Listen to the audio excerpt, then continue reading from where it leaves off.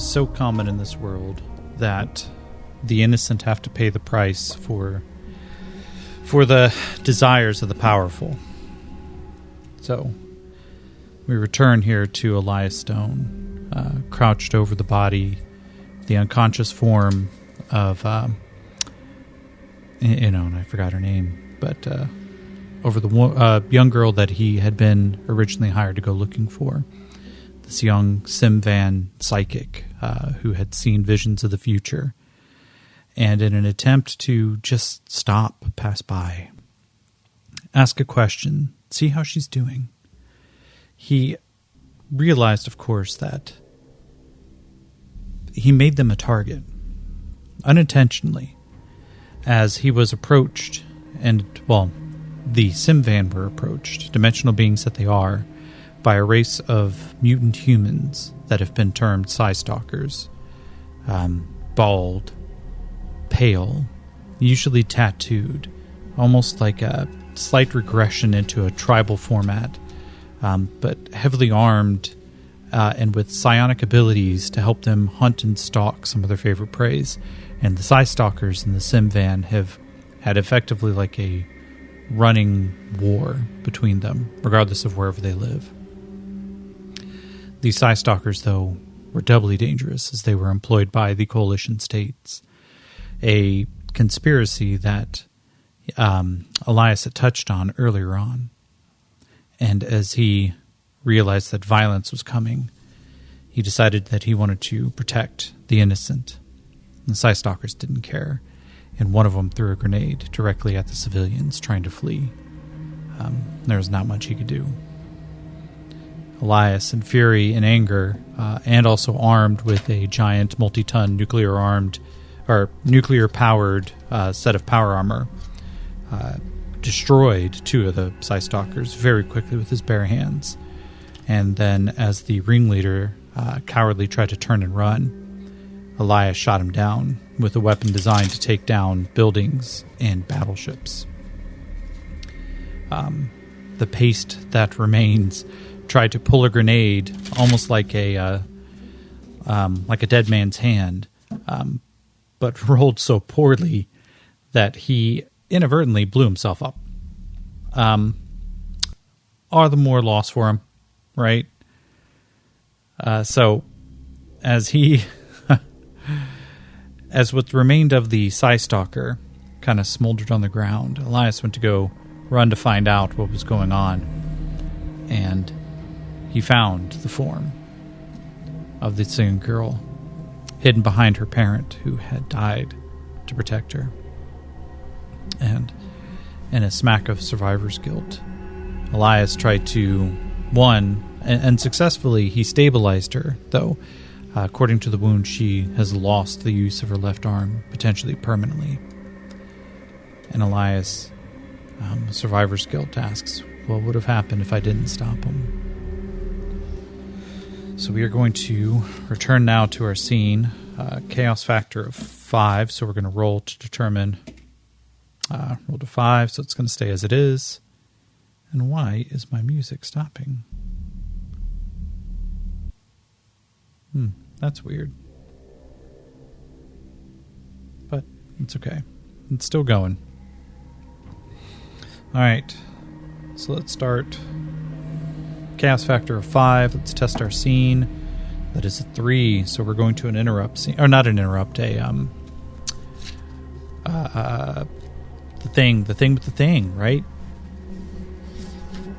An altered scene. The next expectation. Let's see, how does it change? My expectation here is that Elias is going to try to get out of town. And of course, quite frankly, he fired a massive sound-breaking gun. Let's ask a fake question.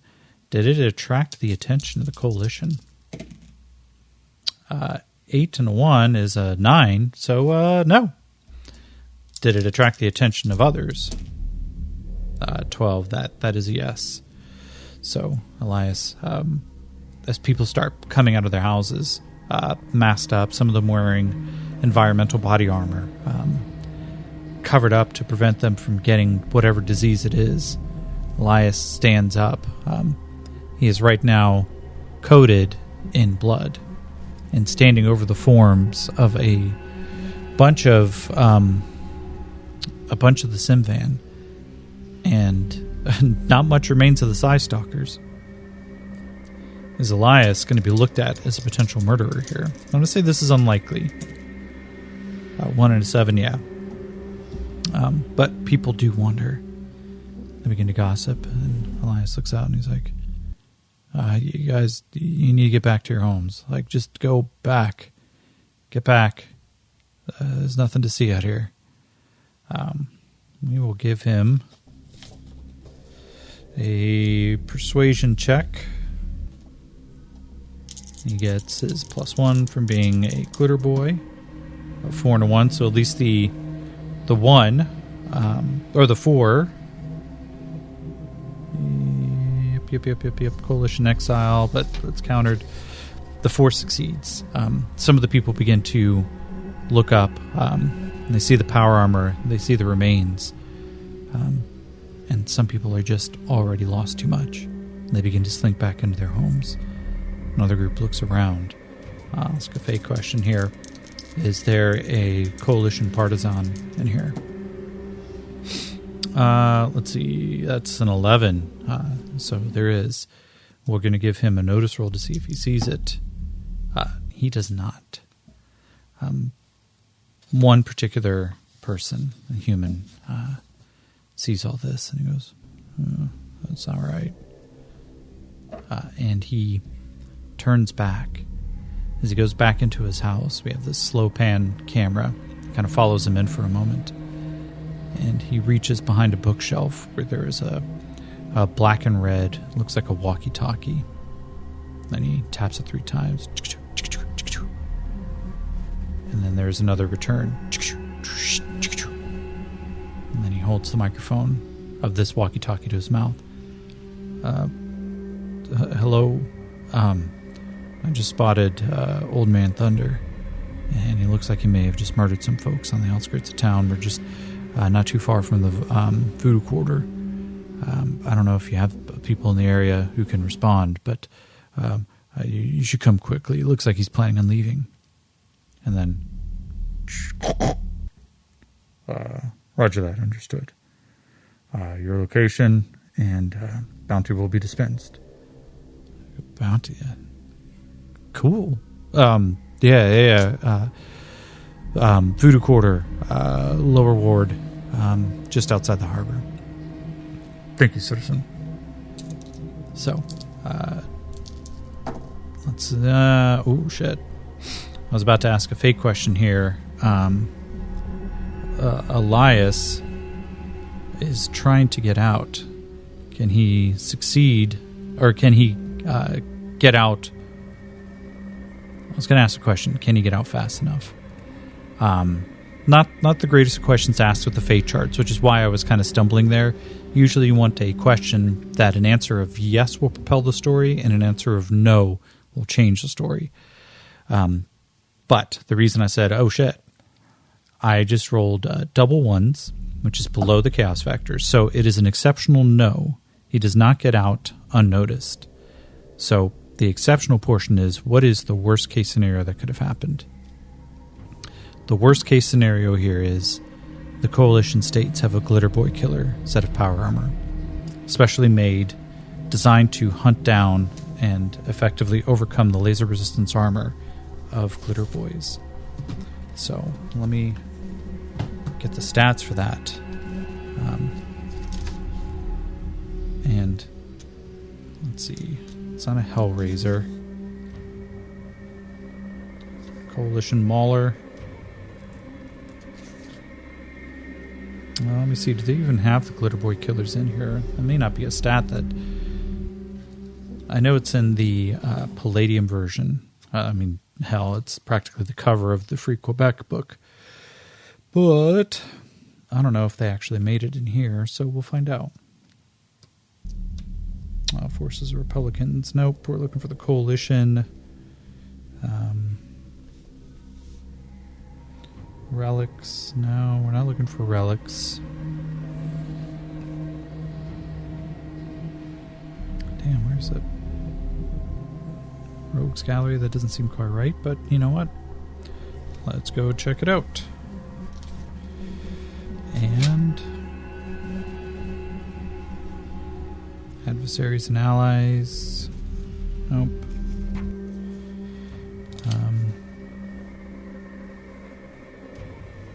Let's see.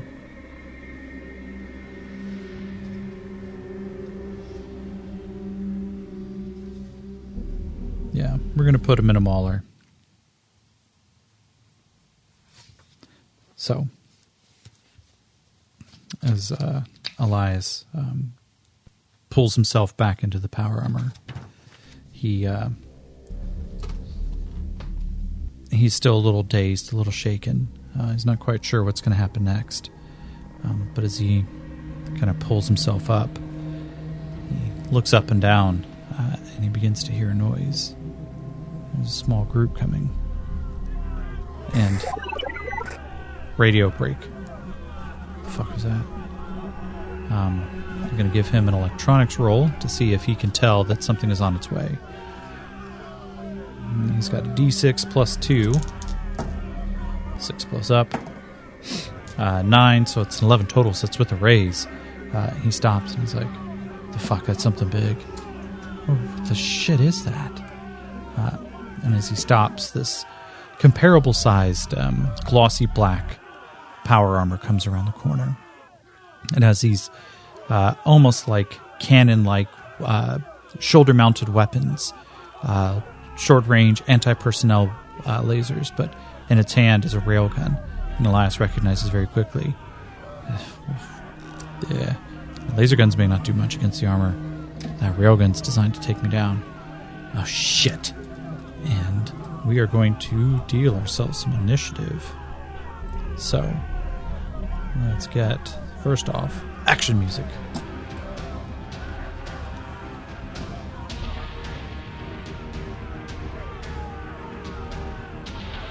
Let's get some cool ass sound effects going. Yay!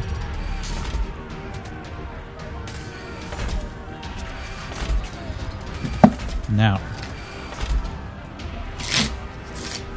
considering the fact that he rolled double ones, which guarantees an interrupt, and I'm just going to go assume with the way shit's been going for him, we're going into a fight as he has to get out of town while the coalition is hot on his heels. There's no way he could hide the fact that a boom gun was just fired within city limits. And they are not exactly the type to forgive that kind of heavy weapon usage. So, we start with Elias, who draws the 7 and the 6, so he takes the 7. The power armor gets a 3, and then the generic rank and file get a 6. So, we need some questions here. Is the power armor user a wild card? 12, he is. So, we'll get some bennies for this schmuck. And now, is the coalition troopers, the rank and file coming up, are they enough to pose a real risk? 2 and a 2, so that's no, but it's Snake Eyes again, so we're going to throw something else in here. What else can go wrong for Elias? That is the question of the night. Let's go over to the event focus. Now, what's it? 90. Current context. Big question, could be disruptive to the current action. Let's just roll on the action table to find out. 66, which is oppose, and 8 oppose benefits. Ooh, does this mean that some of the folks are coming out to try to help? Oh, shit. Exceptional, yes. Okay, so we're drawing one more group, and these, we will say it's a comparable group to the coalition troops. Are they necromancers from the Voodoo Quarter? Yay, somebody's helping. I'm helping. As the coalition begins to converge, Elias sees them coming up. He snaps the helmet closed. He reaches behind him to start grabbing for his boom gun. He knows that there's no way out of here without a fight. And as he does, there's suddenly a flash of arcane energy. Purple lance streaks out from one of the houses. It strikes one of the dead boys dead center in the chest. And instead of collapsing, it lurches forward as though its feet are suddenly floating an inch above the air. And when it comes back, its body creaks with an unusual sound. The lights inside the power armor helmet go out. And as Elias looks behind, he sees that some of the necromancers are coming out to face off against the coalition. Cool. That's fucking awesome. Yeah. So, let's go now. The coalition troops are going to start as a group. Let's give them some combat actions to see what they're trying to do here. Because they've got a big shiny target, but some of the worst things in the world to them are magic users. So, we're going to check. Combat actions, 54. Imprison, 13. Imprison, betray. Imprison, betray. They're going to turn fire, and they are just going to immediately start shooting into these civilians here. Now, of course, to them, they're not real humans, but it doesn't matter. 3 into 1, which will not be enough. They begin to fire into the group. Magic shields begin to come up, and the laser blasts just seem to flicker off like a flashlight hitting wavy water. They scatter and regroup. I give them a d6 for a battle roll. 3, which is not a success. And they are kind of left in a weird position, though they take some cover. But that doesn't matter to Elias. He looks out and he sees this nasty fucking piece of power armor. He knows that it's designed to take him down. So let's grab some quick stats. It has a toughness of 25 and 13 of which is armor. He has a shooting of a d10 and fighting of a d8, which gives him parry of 6. Okay, and now let's take a look at his weapons, huh? Oh shit, he can jump pretty high. Strength of a d12 plus 5. And anti-personnel lasers. Mini railgun. Missiles.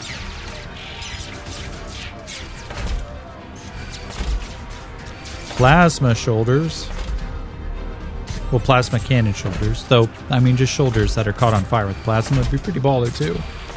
And then vibro sabers mounted into his wrists.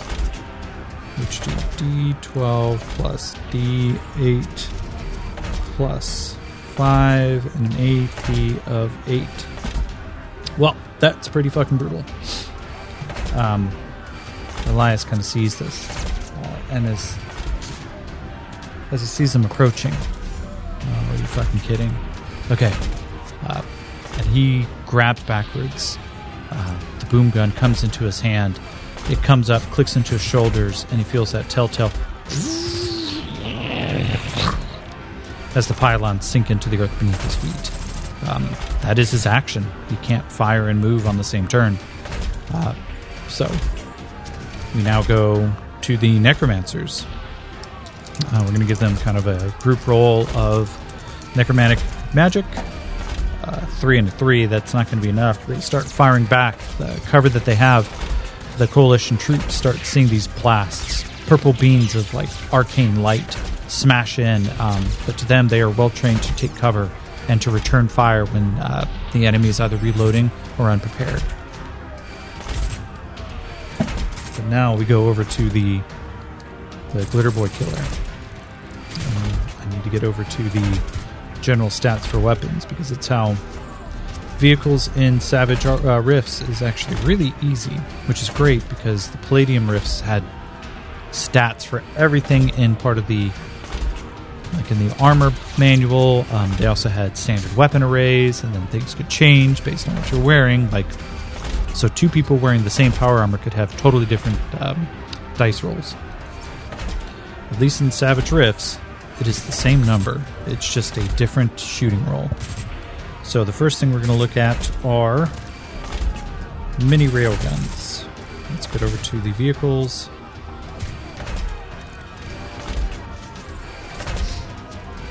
Mini railgun does 2d10 plus 2 with a rate of fire of 4.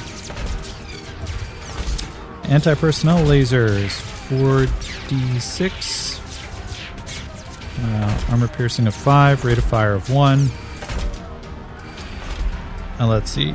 The plasma cannons on the shoulders. Holy shit. 3d12 plus 6.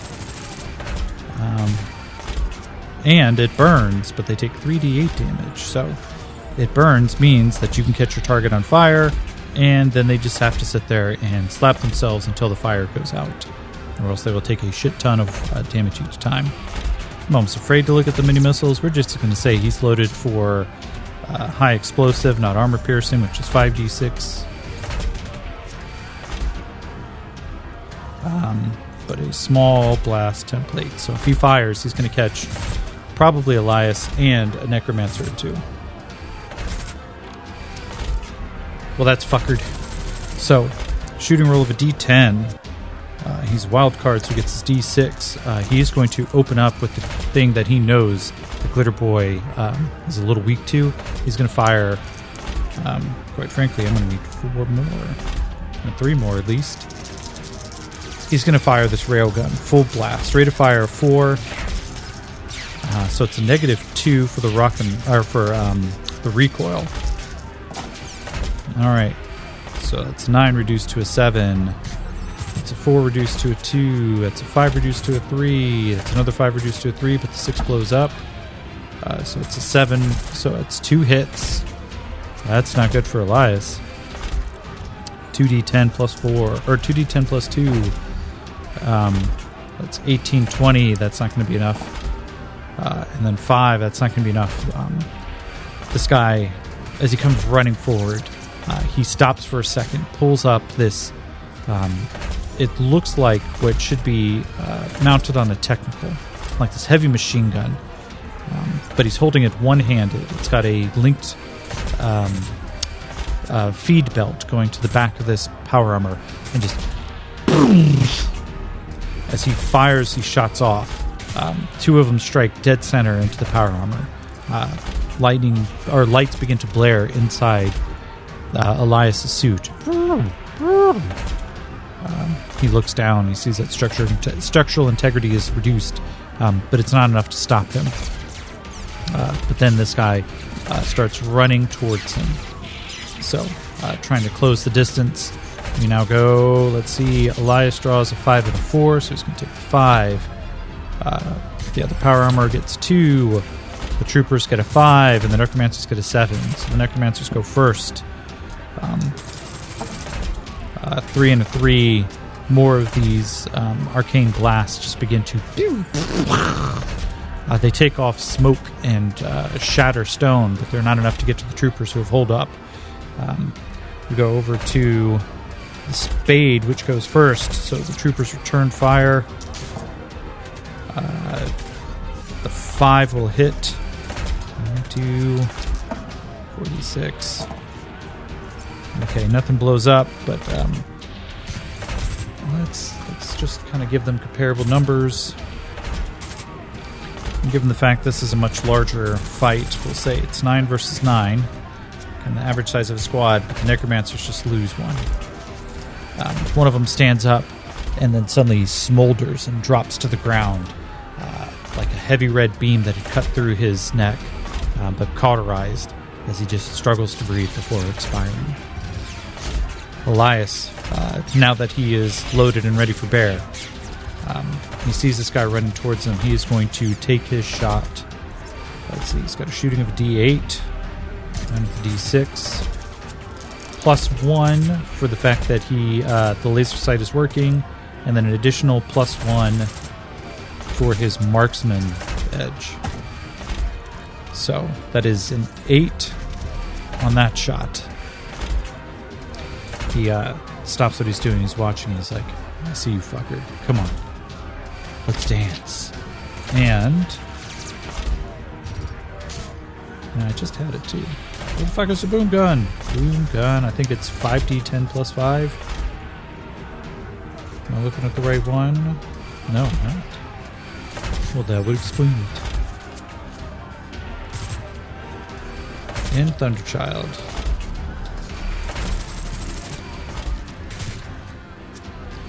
Alright, first hit. He shoots. There's a... And everybody's hearing just... Alright. So what is that? That's 6, 14... 15... 24 plus 5, 29, with an armor piercing of 25. So this armor's doesn't count. So that puts his toughness down to a 12. He's going to spend a Benny because he's about to take a shit ton of wounds. So let's see, he's got a D8. He succeeds at 1. He's going to burn the other Benny. He needs it to blow up at least twice. Oh, shit. So he's going to take 2 wounds right off the bat. The Thunderchild does its job and does its job admirably. As he watches, he tracks. He sees the movement of this thing. It is squirrely as it tries to run back and forth. And even as he stops, he sights. He can't move left or right. But Elias just knows this armor. He anticipates. It tries to jump to the right. It jukes just as he pulls the trigger. Flechettes just fly through the air, has subsonic speeds. It shreds through the armor, and the pilot on the inside can feel the lacerations in his chest and his stomach. It is cut straight through the armor. It stops its movement forward, and suddenly there's pilot damage detected. Seek immediate care. The suit begins to blare inside to the Coalition States pilot. Yes, I know. Administer ISSM. Yes. As a hypno drives into his skin. It drives out the pain so he can temporarily ignore these wounds, or at least the penalties, but he still has taken the 2 wounds. It is now his turn. He comes running forward. He is going to launch a barrage of these mini missiles. So, this is D10. He's going to fire off 2 of them right now, 1 from each of the forearms. And he just... these little missiles fire off. 9's going to hit, and Elias gets no bonuses as he is stuck to the ground. The missiles come flying towards him. He can't even evade. It's going to be 5d6 and 5d6. Oh, fuck. 12? What is that? 12, 17, 18, 19, 22, 28, and that blows up again. 29. These mini missiles come streaking out. The first one slams dead center. Toughness of 44, which is great. The explosion rocks him. There's just... the smoke hasn't cleared before the second one impacts. Let's see, where is it? It explodes somewhere behind him. And as it does, there's just a ripple effect. It kind of knocks him forward. And while Elias can't even fall to the ground right now while these pylons have driven him into the earth, he still holds himself upright. He can feel the impact. It's getting dangerous. All right, next round, Elias draws an ace. Coalition trooper draws a 9. The other troopers draw a queen, but the necromancers draw the king. So Elias, seeing this guy getting even closer, just like, come on, get close enough.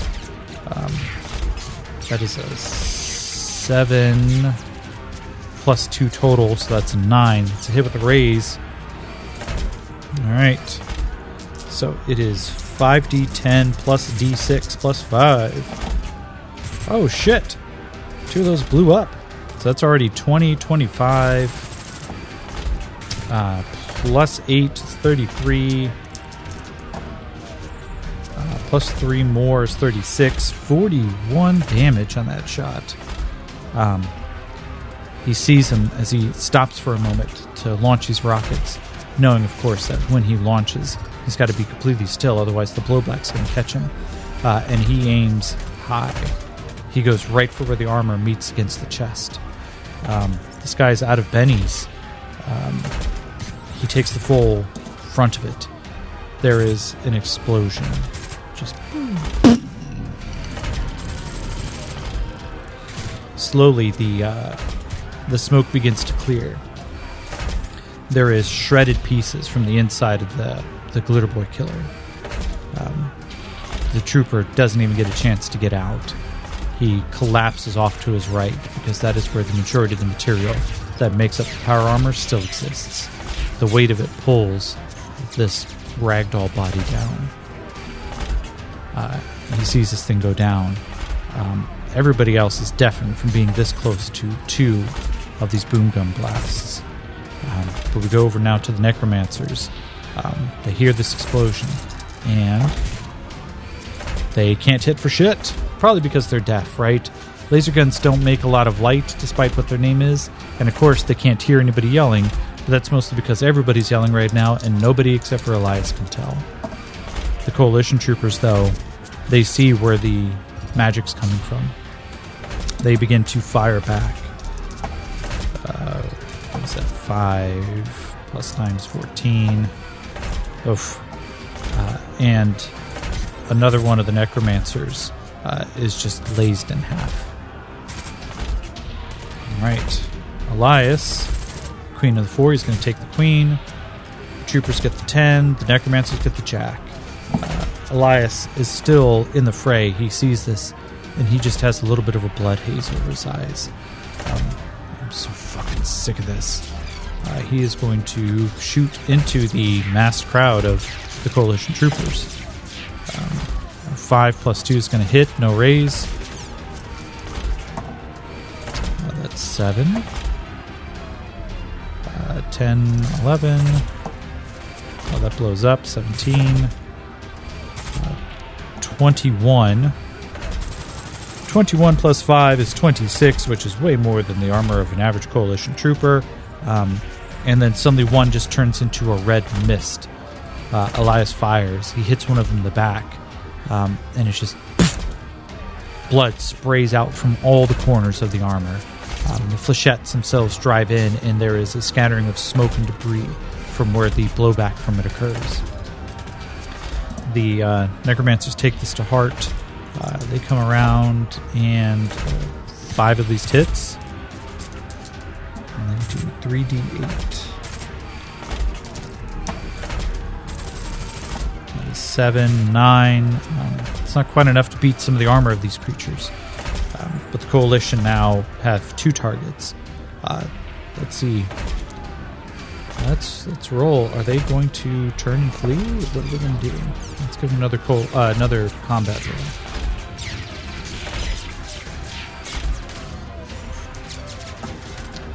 $93 trick and 96 trick vehicle.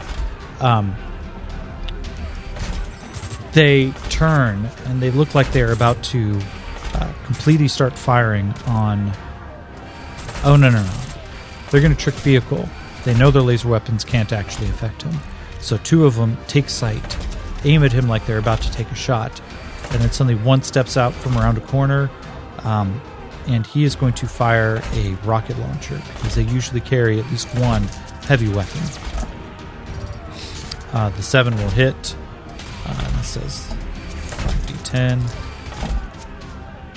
Blows up, so that's 8, 9, 10, 11, 12, 13, 14, 18, 19. The explosion rips through and it knocks him back again. Elias on the inside, though, is starting to cough and wheeze. The toll of the fight kind of like hits him quickly.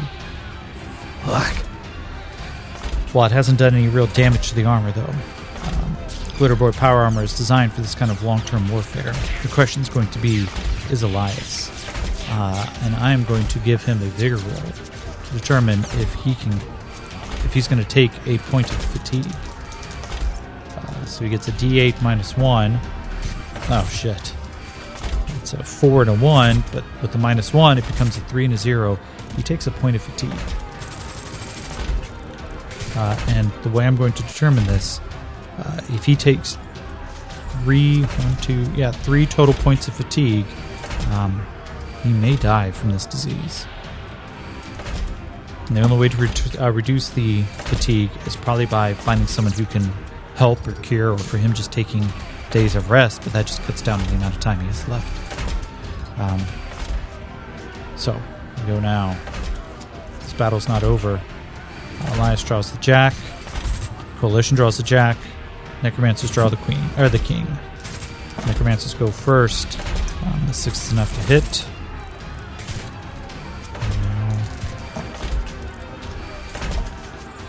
The 8 blows up at least. Oh, there we go. 2 blow up as they start coming around trying to flank on the heavy weapons fire. They can recognize now at least where, a kind of a rocket trail came from. It slams into the biggest target on the battlefield, but that also makes them the next biggest target. Troopers are down to 6. They're down to 7. The Necromancer's down to 6. As he kind of gets back up, Elias turns his boom gun again on them. -1 on this roll, so it's only a +1 total. 5 and a 6, so at least it is a hit. Blows up, so it's 9, 10, 11. That blows up 2. What did I say? 11, 17, 23. That blows up again. Oh, that blows up again. Alright, quick fake question. Does this just mean that he ends up taking out 2 with this? Yeah. Okay. He fires and the flechettes come screaming through the air again. It catches one in the shoulder, but the blow through, the actual through and through, as the body is pierced by these multiple pieces, it strikes another trooper and drops 2 to the ground in one shot. Troopers, though, they are going to take a spirit roll. Can they sustain this? No. As the troopers begin to fall back, one of them begins to radio ahead. Contact, we're falling back. Troopers are down. We need immediate extraction. We need backup. And they are going to try to take down whoever they can on their way out. And miss. Alright, so we go to, it could potentially be the last round here. 8 and an 8, so he's going to take an 8. Troopers get the 10.